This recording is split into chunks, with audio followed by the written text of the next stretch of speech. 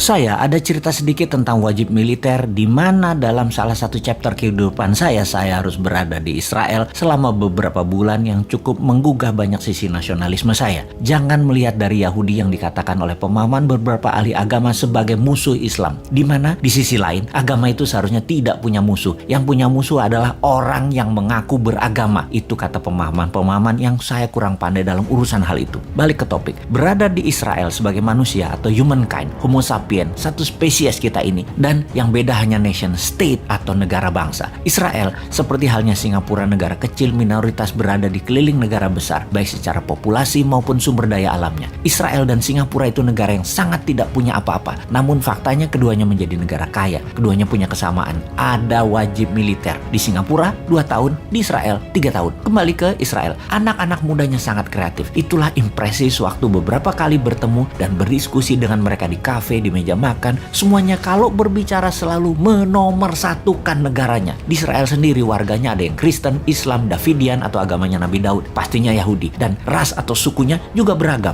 Jadi Israel sebagai nation, apapun agamanya, warganya sangat militan karena 3 tahun di kawah Chandra di muka nasionalisme mereka dibangun yang bernama wajib militer. Selain dari sebagai tentara cadangan, juga sebagai bentuk doktrin nasionalisme. Semua orang faktanya, orang Israel itu yang muda-muda itu sampai yang tua, semua orang jago bela diri, jago teknologi militer, persenjataan, dan kompak. Singapura melakukan hal yang sama. Karena itu, apa yang terjadi kalau Indonesia negara yang besar ini? Di Indonesia ada wajib militer. Nasionalisme generasi muda dan generasi di tahun 2045 ke atas, Indonesia pasti menjadi negara yang sangat dikagumi, sangat dihormati, dan sangat disegani. Ada sebuah cerita nyata, namun ini bukan mewakili semua orang. Jangan disamaratakan. Sekali lagi, ini kisah nyata saya dan jangan digeneralisir. Ini semua just for the sake of discussion. Untuk itu, saya minta izin, saya menyebut sebuah ras. Sahabat saya ini keturunan Tionghoa, sangat kaya dan sukses, berbisnis plastik beserta turunannya. Bahkan bahan bakunya 100% dari Tiongkok, menjadi top 5 pebisnis plastik kemasan di Indonesia. Sangat sukses.